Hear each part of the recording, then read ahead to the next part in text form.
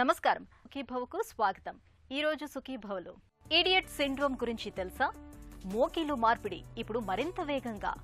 తిన్నాక వెంటనే ఆకలేస్తోందా? గుండెకు వ్యాయామం మంచిదేగా. ఇంకా హెల్త్ టిప్. ఏ సమాచారం కావాలన్నా ఇవాళ ఒక క్లిక్తో తెలుసుకుంటున్నాం. ఇంటర్నెట్ మనకు అందుబాటులోకి తెచ్చిన విప్లవాత్మకమైన మార్పు ఇది. నిజానికి ఇంటర్నెట్ వల్ల మానవాళికి ఎంత లబ్ధి జరిగిందో చెప్పాల్సిన పనిలేదు. కానీ అధిక సమాచారం వల్ల కొన్ని రంగాల్లో దుష్పరిణామాలు తలెత్తుతున్నాయి. ముఖ్యంగా వైద్య రంగంలో అనేక విపరీత ధోరణులు చోటు చేసుకుంటున్నాయి. ఈడియట్ సిండ్రోమ్ అనేది ఈ కోవలోకే వస్తుంది. లెక్కకు మిక్కిలి ఆరోగ్య సమాచారం అందుబాటులోకి రావటం వల్ల ఈడియట్ సిండ్రోమ్ అనేది నేడు బాగా విస్తరిస్తోంది. అసలు ఇంతకీ ఏంటిది? ఈడియట్ సిండ్రోమ్తో ఎలాంటి విపరిణామాలు ఎదురవుతున్నాయి? ఆసక్తికరమైన ఈడియట్ సిండ్రోమ్ గురించిన పూర్తి వివరాలను ఇప్పుడు తెలుసుకుందాం.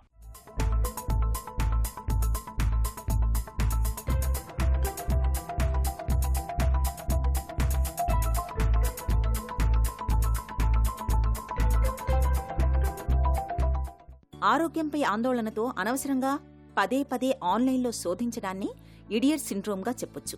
Internet derived information obstruction treatment సిండ్రోమ్నే వైద్య పరిభాషలో సైబర్ కాండ్రియా అని కూడా అంటారు. చాలా మంది ఈ మధ్య తమకున్న లక్షణాల ఆధారంగా ఆన్లైన్లో శోధించి జబ్బు ఏమిటో నిర్ధారించుకుంటున్నారు. వైద్యుడిని సంప్రదించకుండానే చికిత్స చేసుకుంటున్నారు. అంతర్జాలం అందుబాటులో ఉన్న ఎవరికైనా ఈ సిండ్రోమ్ రావచ్చు. అతిగా టెక్నాలజీ వాడుతూ ఆన్లైన్లో త్వరగా పరిష్కారాలు వెతికే యువతీ యువకులకు ఇడియట్ సిండ్రోమ్ ముప్పు ఎక్కువ. సౌకర్యంగా ఉండటమో, సంప్రదాయ ఆసుపత్రి వ్యవస్థను నమ్మకపోవటమో కారణమేదైనా ఇలాంటి వారు వైద్య సలహాల కోసం ముందు అంతర్జాలాన్ని ఆశ్రయిస్తుండడం గమనార్హం. ఆరోగ్యం గురించి అతిగా ఆందోళన చెందేవారికి ఇది అంటుకోవచ్చు. వీళ్లు ప్రతి లక్షణాన్ని ఎక్కువగా ఊహించుకుంటుంటారు. లేనిపోని జబ్బులను ఆపాదించుకుని ఆన్లైన్లో వాటి గురించి తరచూ వెతుకుతుంటారు. డాక్టర్ని సంప్రదించడానికి సమయం దొరక్కపోవటం వల్ల ఆన్లైన్లో పరిష్కార మార్గాల కోసం అన్వేషిస్తుంటారు. తరచూ డాక్టర్ దగ్గరికి తీసుకెళ్లటం ఎందుకని అంతర్జాలంలో ఆయా లక్షణాలను శోధిస్తుంటారు. ఈడియట్ అంటే ఏంటంటే internet derived illness obstructive treatment. అంటే ఏంటంటే ఈ గూగుల్ ఇలాంటి సెర్చ్ ఇంజన్లు వచ్చిన దగ్గర నుంచి ఎవరికి వాళ్ళకి సంబంధించినటువంటి లక్షణాలు బట్టి, లేదంటే వాళ్ళు ఎక్కడో విన్నటువంటి ఒక వార్త బట్టి దాన్ని గూగుల్ చేయటము, దాన్ని వాళ్ళు ఆపాదించుకోవటం, దీన్ని ఇంటర్నెట్ డిరైవ్డ్.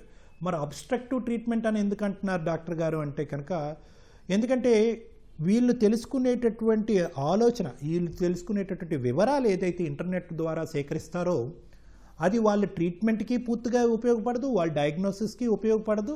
ఇన్ఫ్యాక్ట్ వాళ్ళు డాక్టర్ ఎదురుగుంటా కూర్చుని, డాక్టర్ గారు మీరు అది చెప్తున్నారు కానీ మేము ఇది విన్నాము, మీరు ఇది చెప్తున్నారు కానీ మేము అది విన్నాము, ఇది అవుతుందా అదవుతుందా అనేటటువంటి అబ్స్ట్రక్షన్కి, అంటే ట్రీట్మెంట్కి ఒక అబ్స్ట్రక్షన్ కింద మారేదానికి ఒక అవకాశం అయితే, మూడో అంశం ఏంటంటే కనుక ఫైనల్గా వాళ్ళు ఆలోచించుకుని డాక్టర్ గారు రాసేటటువంటి ట్రీట్మెంట్ ప్రిస్క్రిప్షన్ని మళ్ళీ వెళ్ళి అది గూగుల్లో సెర్చ్ చేసి దాంట్లోంచి అమ్మో ఈ ట్యాబ్లెట్కి ఈ సైడ్ ఎఫెక్టు, ఆ డయాగ్నోసిస్కి ఇలా ఉంటుందంటే ఈ డయాగ్నోసిస్కి ఇలా ఉంటుందా అని చెప్పి భయపడి అది తాత్కాలికంగా వెళ్ళటం వరకే, డాక్టర్ దగ్గరికి వెళ్ళటం వరకే ఆ ట్రీట్మెంట్ వదిలేసి మళ్ళీ ఇంకో సెకండ్ ఒపీనియన్ గురించి ఇంకో తలుపు తట్టడం అనమాట.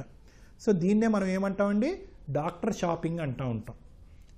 సైబర్ కాండ్రియా అని దీనికి ఎందుకు పేరు పెట్టారండి? ఎందుకంటే సైబర్ అంటే ఇంటర్నెట్, కాండ్రియా అంటే భయం. అంటే ఇంటర్నెట్ ద్వారా నేను చేసేటటువంటి విశ్లేషణ ద్వారా నాకు ఈ ఆరోగ్య సమస్య వచ్చిందని ఇంటర్నెట్నే మనం ఒక ఎక్స్రే కింద, ఒక ఎంఆర్ఐ కింద, ఒక సిటీ స్కాన్ కింద వాడేసుకుంటున్నాం అనమాట. కాబట్టి ఏంటంటే దీనివల్ల ఏంటంటే చాలా అవస్థలు వస్తాయి. ఇడియట్ సిండ్రోమ్ కలవారు ఒక రకంగా తమ ఆరోగ్యాన్ని పణంగా పెడుతున్నట్టే. ఈ విషయం తెలియకపోవటం వల్ల రకరకాల చిక్కులు కొని తెచ్చుకునే ప్రమాదం ఉంది. అన్నింటికన్నా పెద్ద ప్రమాదం జబ్బును సరిగ్గా నిర్ధారించలేకపోవటం. ఆన్లైన్లో అన్ని ప్రామాణిక వెబ్సైట్లు ఉండకపోవచ్చు.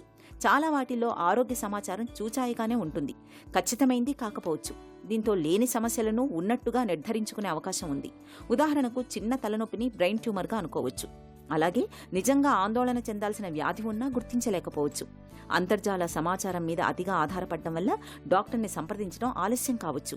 దీంతో చికిత్స కూడా ఆలస్యమవుతుంది. పెద్ద సమస్యలైతే అప్పటికే పరిస్థితి చేయి దాటొచ్చు.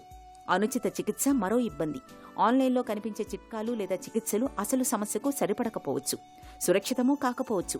తమకు తామే జబ్బులను నిర్ధారించుకుని వాటి గురించి నిరంతరం బాధపడుతూ వస్తుంటే దీర్ఘకాల మానసిక ఒత్తిడి, ఆందోళనకు దారితీస్తుంది.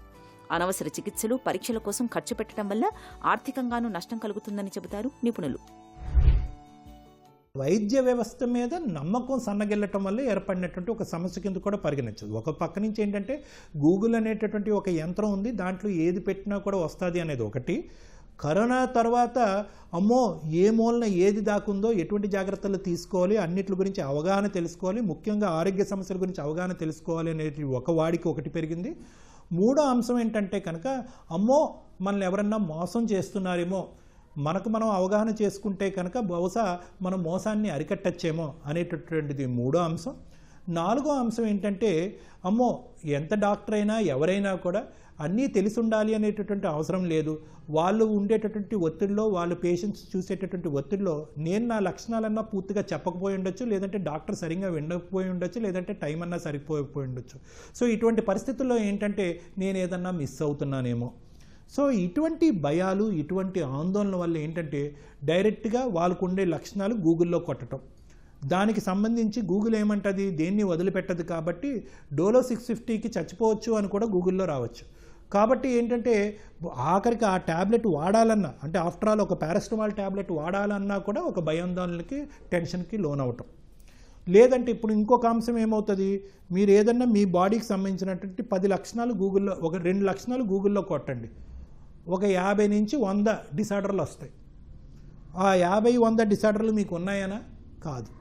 సో కాబట్టి ఏంటంటే ఒక డాక్టరు ఒక ఇల్నెస్ చూసేటటువంటి విధం, ఒక గూగుల్ మెషిన్ మీరు చెప్పి కొట్టే, మీ భయంతో ఆందోళనతో కొట్టేటటువంటి అంశాలని పరిగణలోకి తీసుకునేది రెండూ చాలా భిన్నంగా ఉంటాయి. నక్కకి నాగలోకానికి ఉన్నంత తేడా ఉంటాయి. ఇడియట్ సిండ్రోమ్తో బాధపడేవారు చిన్నపాటి లక్షణాలకే తీవ్రమైన అనారోగ్యం ఉన్నట్లు ఆందోళన చెందుతుంటారు. వైద్య సమాచారం కోసం గంటల తరబడి అనవసరంగా ఆన్లైన్లో శోధిస్తుంటారు. ఆన్లైన్లో శోధిస్తున్నప్పుడు, చేస్తున్నప్పుడు చెమటలు పడుతుంటాయి, గుండె వేగంగా కొట్టుకుంటూ ఉంటుంది. ఇప్పటికే ఉన్న అనారోగ్య సమస్యలకు సంబంధించి విపరీత నిర్ణయాలు తీసుకుంటూ ఉంటారు. వైద్యులు ఇచ్చే సమాచారాన్ని అంతగా విశ్వసించరు. నిజానికి పూర్తిగా ఆన్లైన్ శోధనపై ఆధారపడితే జబ్బును తప్పుగా నిర్ధారించే ప్రమాదం ఉంది. ఫలితంగా ఒక వ్యాధికి మరో చికిత్స తీసుకుంటే మొదటికే మోసం వస్తుంది. పరిస్థితి మరింత దిగజారిపోవచ్చు. ఈ నేపథ్యంలో వైద్యులు ధృవీకరించకుండా జబ్బులపైన, జబ్బుల తాలూకు లక్షణాలపైన ఎవరూ ఎలాంటి నిర్ణయానికి రాకూడదు. ఇంటర్నెట్లో ఉన్న సమాచారమంతా నిజం కాదనే వాస్తవాన్ని గుర్తించాలి. పైగా ఒక అనారోగ్య సమస్యను మీకు మీరే నిర్ధారించుకునే నిపుణులు కాదనే స్పృహలో ఉండాలి. ఆ దిశగా వచ్చే అన్ని ప్రతికూల ఆలోచనలకు దూరంగా ఉండాలి. ఒకవేళ ఎంత ప్రయత్నించినా ఆందోళన నుంచి బయటకు రాకపోతే వెంటనే వైద్యుణ్ణి సంప్రదించాలి. సైబర్ కాండ్రియా అంటే ఏంటంటే ఒక భయం. దాన్నే మనం ఈడియట్ సిండ్రోమ్ అని పెడుతున్నాం. ఏంటంటే తెలిసి తెలియకుండా తెలుసుకునేటటువంటి ప్రయత్నం, మిడిమిడి జ్ఞానంతో జీవితానికి సంబంధించినటువంటి పెద్ద నిర్ణయాలు తీసుకుని ట్రీట్మెంట్లను పోస్ట్పోన్ చేసుకుంటూ, రకరకాల డాక్టర్ల దగ్గరకు వెళ్తూ, రకరకాల ఇన్వెస్టిగేషన్స్ దగ్గర విపరీతమైనటువంటి ఖర్చు పెడుతూ, అనవసరంగా టైం వేస్ట్ చేసుకుని మీకు, మీ కుటుంబ సభ్యులకి ఒక మనస్తాపానికి గురి చేసేటటువంటి ప్రయత్నం చేయకుండా ఉండటం గురించే ఈ సిండ్రోమ్ కనుక్కోవటం అనేది జరిగింది. ఎప్పుడు కూడా ఇటువంటి హెల్త్ అనేటటువంటి అంశాలను మీరు ఇంటర్నెట్ ద్వారా తెలుసుకోవాలంటే కనుక దాంట్లో ఒక డిస్క్రిప్షన్ అనేది గుర్తుపెట్టుకోండి. అంటే దాంట్లో ఒక కండిషన్ అనేది గుర్తుపెట్టుకోండి. అంటే మీరు ఎంత ఇంటర్నెట్ ద్వారా తెలుసుకోవాలని అనుకున్నా కూడా ప్రైమరీగా మీరు వెళ్ళి ఒక డాక్టర్ని కన్సల్ట్ చేసుకుని అది ఫైనల్ నిర్ణయం కింద పెట్టుకోండి. కానీ డాక్టర్ని కన్సల్ట్ చేసి వచ్చిన తర్వాత గూగుల్లో సెర్చ్ చేసేటటువంటి దాన్ని ఫైనల్ నిర్ణయం కింద పెట్టుకోకండి. అది ఓన్లీ ఒక ఆప్షనల్ ఇన్పుట్ మాత్రమే. ఫైనల్ అవుట్పుట్ అనేటటువంటిది ఒక డాక్టర్ని, ఆ డాక్టర్ ఇచ్చేటటువంటి వైద్యాన్ని, అతను చెప్పేటటువంటి ఇన్వెస్టిగేషన్ని నమ్మకంగా ముందుకెళ్ళటం అనేది ఇంపార్టెంట్. ఇడియట్ సిండ్రోమ్ను నివారించుకునే అవకాశం మన చేతుల్లోనే ఉంది. చిన్నదైనా పెద్దదైనా ఎలాంటి జబ్బైనా సరే విధిగా డాక్టర్ని సంప్రదించాలి. డాక్టర్లు సమస్యను ఖచ్చితంగా నిర్ధారించి తగిన చికిత్స సూచిస్తారు. మరీ అంతగా ఆన్లైన్లో ఆరోగ్య సమాచారాన్ని తెలుసుకోవాలంటే ప్రభుత్వ వెబ్సైట్లు, గుర్తింపు పొందిన వైద్య సంస్థలు సమీక్షించిన వ్యాసాల వంటి విశ్వసనీయమైన వనరులను చూడాలి. ఆన్లైన్లో తరచూ ఆయా సమస్యల లక్షణాలను వెతకడం మానేయాలి. దీంతో అనవసరంగా ఆందోళన చెందడం తప్పుతుంది. ప్రాథమిక వైద్య సమాచారాన్ని ఎలా అర్థం చేసుకోవాలి అనేవి నేర్చుకోవాలి, మెరుగుదిద్దుకోవాలి. డాక్టర్లతో మంచి సంబంధాలు ఉండేలా చూసుకోవాలి. దీంతో సందేహాలను మనసు విప్పి చెప్పుకోవచ్చు, సరైన సమాచారాన్ని రాబట్టుకోవచ్చు. ఆన్లైన్లో ఆరోగ్య సమాచారాన్ని గుడ్డిగా నమ్మితే ఎదురయ్యే ముప్పుల గురించి ప్రభుత్వ, స్వచ్ఛంద సంస్థలు ప్రజలకు అవగాహన కల్పించాలి. విమర్శని దృక్పథంతో ఆలోచించడాన్ని ప్రోత్సహించాలి. మోకేలు మార్పిడి అంటే ఇప్పటికీ మన దగ్గర మేజర్ సర్జరీనే. అన్నీ చక్కగా కుదిరి సర్జరీ చేయించుకున్నప్పటికీ పూర్తి స్థాయిలో కోలుకోవటానికి చాలా కాలమే పడుతుంది. అంతవరకు ఆసుపత్రిలోనే ఉండాలి. దీంతో ఇన్ఫెక్షన్ల ముప్పు పెరుగుతుంది. అయితే ఫాస్ట్ ట్రాక్ విధానంలో మోకీలు మార్పిడి చేయించుకుంటే ఈ కష్టాలన్నీ తప్పుతాయంటున్నారు డాక్టర్లు. ఫాస్ట్ ట్రాక్ పద్ధతిలో మోకీలు మార్పిడి చేయటం వల్ల ఆసుపత్రిలో ఎక్కువ రోజులు ఉండాల్సిన అవసరం లేదు. దీంతో ఇన్ఫెక్షన్ల ముప్పు ఉండదు. నొప్పిని తగ్గించేందుకు కూడా ప్రత్యేకమైన చికిత్సా పద్ధతులను ఉపయోగిస్తారు. పేషెంట్ ఫ్రెండ్లీగా పిలుస్తున్న ఫాస్ట్ ట్రాక్ నీ రీప్లేస్మెంట్ గురించిన పూర్తి వివరాలను ఇప్పుడు తెలుసుకుందాం. నీ రీప్లేస్మెంట్ అయినాక 2 వీక్స్ హాస్పిటల్లో ఉండేవాళ్ళు. ఇప్పుడు 2 డేస్లో డిశ్చార్జ్ చేస్తున్నాము. ఫాస్ట్ ట్రాక్ అంటే సేమ్ డే డిశ్చార్జ్ నిజంగా సక్సెస్ఫుల్ అవ్వాలంటే ఒక ప్రాపర్ రీహాబిలిటేషన్ సెంటర్స్ ఉంటాయండి. హాస్పిటల్లో ఉండక్కర్లేదు, కానీ అట్లీస్ట్ దగ్గరలో ఉన్న రీహాబిలిటేషన్ సెంటర్ అట్లా ఏమైనా ఉంటే అక్కడ వెళ్ళి ఫిజియోథెరపీ చేయించుకోవచ్చు. ఏమైనా ప్రాబ్లం ఉన్నా కూడా అక్కడున్న పీపుల్తో డిస్కస్ చేసుకోవచ్చు అండ్ వెంటనే డాక్టర్ కూడా యాక్సెస్ ఉంటుంది. That is the best way for fast track రికవరీకి. అది బెస్ట్ వే అనమాట. సో మళ్ళీ ఫాస్ట్ ట్రాక్లో కూడా అందరూ ఎలిజిబుల్ కారండి. అంటే మరీ సివియర్ పెయిన్ ఉన్న వాళ్ళకి ఫాస్ట్ ట్రాక్ చేయడం అంత బెటర్ ఆప్షన్ కాదు. కానీ కొందరు ఉంటారు చాలా కంఫర్టబుల్గా ఉంటారు. ఫస్ట్ డేకి కూడా చాలా తక్కువ కట్స్ తీసుకున్న పేషెంట్ వాళ్ళు ఫాస్ట్ ట్రాక్కి మంచిగా ఎలిజిబుల్ అవుతారు. వాళ్ళకి కొంచెం హయ్యర్ పెయిన్ కిల్లర్ ఇస్తాం, కానీ మరీ ఎక్కువ ఉండదు, అవసరం పడదు. సో మేబీ యంగర్ పేషెంట్స్లో, కొంచెం యంగర్ ఏజ్లో అయిన పేషెంట్స్కి మేబీ ఫాస్ట్ ట్రాక్ బెటర్ ఏమో, బికాజ్ వాళ్ళు కొంచెం ఫాస్ట్గా రికవర్ అవ్వచ్చు కాబట్టి వాళ్ళకి బెటర్. కొంచెం ఎల్డర్లీ పేషెంట్స్ 70+ అయితే బెటర్ ఒక 2-3 డేస్ హాస్పిటల్లో ఉంచితే ఏం ప్రాబ్లం అవ్వకుండా డిశ్చార్జ్ చేయొచ్చు కాంప్లికేషన్స్ లేకుండా. కడుపు నిండుగా తిన్నాక మళ్లీ 2-3 గంటల వరకు ఏమీ తినాలనిపించదు. అయితే కొంతమందికి మాత్రం తిన్న కాసేపటికే మళ్లీ ఆకలి వేస్తూ ఉంటుంది. మనసంతా తిండి వైపు లాగుతూ ఉంటుంది. స్వీట్లో ఏదో ఒక చిరు తిండిని తింటే కానీ స్థిమితంగా ఉండదు. అసలు ఎందుకు ఈ పరిస్థితి? కడుపు నిండుగా తిన్నాక మళ్లీ 2-3 గంటల వరకు తిన్నది జీర్ణమయ్యే వరకు ఏమీ తినాలనిపించదు. అది సహజం కూడా. అయితే కొంతమందికి మాత్రం తిన్న కాసేపటికే మళ్లీ ఆకలి వేస్తూ ఉంటుంది. మనసంతా తిండి వైపు లాగుతుంది. స్వీట్లో ఏదో ఒక చిరుతిండిని తింటే కానీ స్థిమితంగా ఉండదు. అసలు ఎందుకు ఈ పరిస్థితి? తిన్న వెంటనే ఆకలి ఎందుకు? ఆసక్తికరమైన ఈ విషయం గురించి ఇప్పుడు తెలుసుకుందాం.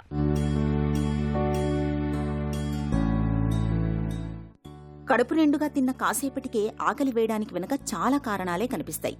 నిజానికి మనకు ఎక్కువ మొత్తంలో ప్రోటీన్, తక్కువ కార్బోహైడ్రేట్స్, కొవ్వులు అవసరమవుతాయి. ప్రోటీన్ గ్లూకగాన్ వంటి హార్మోన్ విడుదలకు కారణమవుతుంది. దీంతో కడుపు నిండినట్లుగా అనిపించి ఆకలి భావనను దరిచేరనీయదు. అది తగినంత పరిమాణంలో శరీరానికి అందకపోతే ఇలాంటి భావన కలుగుతుంది. కాబట్టి తిన్న కాసేపటికి ఆకలి వేస్తున్నప్పుడు మనం తీసుకునే ఆహారంలో తగినంత ప్రోటీన్ ఉందా లేదా అన్నది పరిశీలించుకోవాలి. అలాగే తినే ఆహారంలో పీచు పదార్థం తగినంత లేనప్పుడు కూడా మనకు త్వరగా ఆకలి వేస్తుంది. డైట్ అంటే తక్కువ మోతాదులో తింటున్నప్పుడు కూడా త్వరగా ఆకలి వేస్తుంటుంది. మన శరీరంలో స్ట్రెచ్ రెసెప్టార్స్ ఉంటాయి. ఇవి తీసుకున్న పరిమాణం బట్టే కడుపు నిండిందా లేదా అన్న అంచనాకి వస్తాయి. నిండకపోతే మెదడుకి ఆకలి సంకేతాలను పంపిస్తాయి. కాబట్టి కడుపు నిండా తినాలి. కాకపోతే క్యాలరీలు తక్కువగా ఉండేలా చూసుకోవాలి. మన శరీరంలో ఉండే ప్రధాన హార్మోన్లలో లెప్టిన్ కూడా ఒకటి. ఇది కడుపు నిండిందన్న సంకేతాన్ని మెదడుకు చేరవేస్తుంది. ఇది సరిగ్గా ఉత్పత్తి కానప్పుడు మనం ఎంత తిన్నా మనసు ఆహారం వైపు మళ్లుతుంది. కాబట్టి హార్మోన్లలో అసమతుల్యత ఉందేమో పరీక్ష చేయించుకోవాలి. ఒత్తిడితో సతమతం అవుతున్నప్పుడు ముఖ్యంగా స్వీట్లు, జంక్ ఫుడ్ వైపు మనసు మళ్లేలా చేస్తుంది. కాబట్టి ఒత్తిడిని కూడా అదుపులో ఉంచుకోవాలి. నిద్ర చాలనప్పుడు కూడా త్వరగా ఆకలి వేస్తుంటుంది. తగినంత నిద్ర లేకపోతే ఒంట్లోని జీవక్రియలన్నీ కుంటుపడతాయి. హార్మోనుల్లో సమస్యలు ఏర్పడి అతిగా ఆకలిస్తుంది. కాబట్టి రోజులో కనీసం 8 గంటలైనా నిద్రపోవాలి. ఈ కారణాలను సరిచేసుకుంటే తిన్న కాసేపటిగా ఆకలి వేయడం అనే సమస్య మటుమాయమవుతుంది. వ్యాయామం నేడు ఈ మాటే తారక మంత్రం. ఈ రోజుల్లో ఏ డాక్టర్ని కలిసినా ముందుగా మనకు రోజు కాసేపైనా వ్యాయామం చేయటాన్ని అలవాటు చేసుకోమని చెప్తారు. నిజానికి రోజు కాసేపు వ్యాయామం చేయటం వల్ల ఆరోగ్యంతో పాటు చక్కటి ఆనందం కూడా మన సొంతమవుతుంది. ఇక ఇప్పటికే గుండె జబ్బులతో బాధపడుతున్న వారికి వ్యాయామాన్ని, ముఖ్యంగా నడకను ఒక దివ్యమైన పరిష్కారంగా చెప్పుకోవచ్చు. రోజు ఉదయము, సాయంత్రము ఎప్పుడు వీలు చిక్కితే అప్పుడు కనీసం అరగంట సేపు నడక లేదా ఏదో ఒక వ్యాయామం చేస్తే చాలు. హృద్రోగులు తమ ఆరోగ్యాన్ని బేషుగ్గా ఉంచుకోవచ్చని చెబుతారు డాక్టర్లు. గుండెకు వ్యాయామం ఎందుకు మంచిదో డాక్టర్ని అడిగి ఇప్పుడు తెలుసుకుందాం.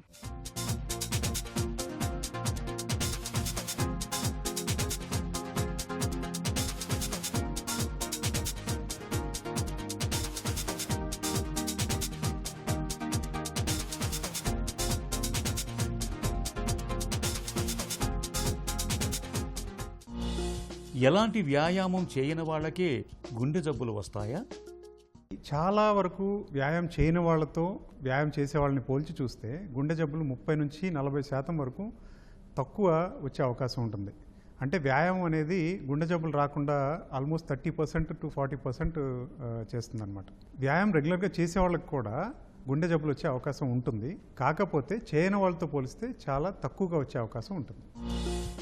గుండె ఆరోగ్యానికి చెమట చిందేలా వ్యాయామం చేయాల్సిందేనా? మనం జిమ్కి వెళ్ళి very heavy intense exercises, heavy weights చేయాల్సిన అవసరం లేదు. మనం బ్రిస్క్ వాకింగ్ కానీ, మనం గార్డెనింగ్ అంటే గార్డెన్ మనం సరి చేసుకోవడం కానీ, అందులో ఏంటంటే మనం కొంచెం బరువులు ఎత్తటాలు, తవ్వటాలు అన్నీ కూడా ఉంటాయి అన్నమాట. ఇవన్నీ కూడా మోడరేట్ ఇంటెన్సిటీ ఎక్సర్సైజ్ కింద వస్తాయి. ఇవి చేసేటప్పుడు మనకి లైట్గా అలుపుగా అనిపిస్తూ ఉంటుంది. అట్ ద సేమ్ టైం మనం సివియర్గా స్వెట్టింగ్ అది ఉండాల్సిన అవసరం లేదు. మనం స్టిల్ మనం ఎక్సర్సైజ్ చేస్తుండగా ఒకళ్ళతో మాట్లాడగలుగుతుంటాం అనమాట. దాన్ని మోడరేట్ ఇంటెన్సిటీ ఎక్సర్సైజ్ అంటాం. మితిమీరిన వ్యాయామం గుండెకు మంచిది కాదనే వాదన నిజమేనా? చాలామంది ఏంటంటే ఈ ఫ్యాడ్ లాగా అందరూ మ్యారథాన్ ట్రైనింగ్ అని, ఇంటెన్స్ జిమ్ సెషన్స్ అని చేస్తూ ఉంటారు. క్రాస్ఫిట్ ట్రైనింగ్ అని, మార్నింగ్ ఒక 2 hours, ఈవినింగ్ ఒక 2 hours, లేకపోతే కంటిన్యూస్ 2 to 4 hour రన్స్ ఇవి చేస్తూ ఉంటారు. చాలాసార్లు వీళ్ళల్లో కూడా మనం ఇప్పుడు గుండెకి సంబంధించిన ప్రాబ్లమ్స్ చూస్తూ ఉన్నాము. అయితే ఇది స్టడీస్లో కూడా మనకు తెలిసింది ఏంటంటే అల్ట్రా ఫిట్ ఇండివిజువల్స్ అంటే అల్ట్రా మ్యారథాన్ రన్నర్స్ కానీ, బాగా ఫిట్గా ఉండేవాళ్ళు, లాంగ్ డిస్టెన్స్ రన్నింగ్ చేసేవాళ్ళు, లేకపోతే లాంగ్ డిస్టెన్స్ సైక్లింగ్ అంటే సైకిల్ తొక్కేవాళ్ళు, వీళ్ళందరిలో ఏంటంటే గుండెలో కొన్ని మార్పులు గమనిస్తున్నాం. అవేంటంటే గుండెకి కండరాల్లో ఫైబ్రోసిస్ అంటే స్కార్ ఫామ్ అవటం కానీ, రక్తనాళాల్లో కాల్షియం ఎక్కువగా డిపాజిట్ అవడం కానీ, గుండెకి సంబంధించిన లయకి సంబంధించిన ప్రాబ్లమ్స్ రావడం అంటే ఏట్రల్ ఫిబ్రిలేషన్ అని కొన్ని ఇర్రెగ్యులర్ గుండె లయలో ప్రాబ్లమ్స్ రావడం కానీ గమనిస్తున్నాం అనమాట. అయితే మనం అర్థం చేసుకోవాల్సింది ఏంటంటే ఇవన్నీ కూడా వెరీ హై ఇంటెన్సిటీ ఎక్సర్సైజ్ చేసేవాళ్ళు అంటే మ్యారథాన్ రన్నర్స్, బాగా లాంగ్ డిస్టెన్స్ సైక్లింగ్ చేసేవాళ్ళు, వాళ్ళల్లో మాత్రమే. అస్సలు ఎక్సర్సైజ్ చేయకుండా ఉండటం కంటే ఏదో ఒక ఎక్సర్సైజ్ చేయడం వల్ల అడ్వాంటేజ్ ఉంటుంది. కాకపోతే అది మోడరేట్ ఇంటెన్సిటీ ఎక్సర్సైజ్ వరకు సరిపోతుంది. గుండెపోటు వచ్చాక, గుండె పనితీరు తగ్గాక వ్యాయామం చేయకూడదా? ఒక్కసారి గుండెపోటు వచ్చిన తర్వాత చాలామందికి ఒక అపోహ ఉంటుంది ఏంటంటే మళ్ళీ నేను జిమ్కి వెళ్ళకూడదనో లేకపోతే ఎక్సర్సైజ్ చేయకూడదనో ఒక అపోహ ఉంటుంది. సో ఒక్కసారి హార్ట్ అటాక్ వచ్చినాక మనం కోలుకుంటున్నప్పుడు ఎవరైతే మళ్ళీ ఎక్సర్సైజ్ అంటే ఒక క్రమ పద్ధతిలో మళ్ళీ ఎక్సర్సైజ్ చేయడం మొదలు పెడతారో వాళ్ళకి మళ్ళీ హార్ట్ అటాక్స్ కానీ మళ్ళీ గుండెకి సంబంధించిన ప్రాబ్లమ్స్ వచ్చే అవకాశం తగ్గుతుంది. కాకపోతే ఏంటంటే ఒక్కసారి heart attack, major heart attack వచ్చిన తర్వాత ఫస్ట్ 4 weeks ఒక ఇంట్లో తిరగటం అవన్నీ చేయొచ్చు, కానీ సివియర్ ఎక్సర్సైజ్ కానీ మళ్ళీ బ్రిస్క్ వాకింగ్ కానీ అడ్వైస్ చేయమండి. ఆ తర్వాత 4 వారాల తర్వాత చిన్నగా ఒక 5 minutes 10 minutesతో మొదలుపెట్టి ఒక కొన్ని వారాల తర్వాత దాన్ని చిన్నగా మనం పెంచుకుంటూ పోవాలి. యూజువల్లీ 3 to 4 months పాటికి వాళ్ళు ప్రీవియస్ ఎక్సర్సైజ్ కెపాసిటీకి వచ్చేస్తారు వాళ్ళు. ట్రెడ్మిల్ వంటి ఉపకరణాలు సూచించే హార్ట్ రేట్ మానిటర్స్ సరైనవేనా? కోవిడ్ కరోనా వచ్చిన తర్వాత మనం చాలామంది నానా రకాల డివైజులు అన్నీ వాడటం చూస్తున్నాము. మనకి హార్ట్ రేట్ అనేది పల్స్ ఆక్సిమీటర్లో రావచ్చు, మన జిమ్కి వెళ్ళినప్పుడు ఆ థ్రెడ్మిల్లో మనం పట్టుకున్నప్పుడు కానీ ఎలిప్టికల్ ట్రైనర్ హోల్డ్ చేసినప్పుడు కూడా మనకు హార్ట్ రేట్ చూపిస్తూ ఉంటుంది. ఈ హార్ట్ రేట్ ఎలా మెజర్ చేస్తుందంటే ఇవన్నీ ఒక సెన్సార్ ద్వారా హార్ట్ రేట్ని మెజర్ చేస్తుంది. అయితే ఈ సెన్సార్స్ అంత యాక్యురేట్గా ఉండకపోవచ్చు. సో ఈ సెన్సార్స్ ఏంటంటే ఆ మెషిన్స్ని మనం రెగ్యులర్గా క్యాలిబ్రేట్ అనేది చేసుకుంటూ ఉండాలండి. అప్పుడే అవి యాక్యురేటా కాదో తెలుస్తాయి. సో మనం రొటీన్గా చూసే చాలా జిమ్లో చూసే మెషిన్స్ కానీ అంత యాక్యురేట్గా ఉండవు. అవి మన హార్ట్ రేట్ని అంత యాక్యురేట్గా చూపించలేవు. కాకపోతే ఇప్పుడు చాలామంది స్మార్ట్ వాచెస్, యాపిల్ వాచెస్ కానీ లేకపోతే శాంసంగ్ గెలాక్సీ వాచెస్ అని వాడుతున్నారు.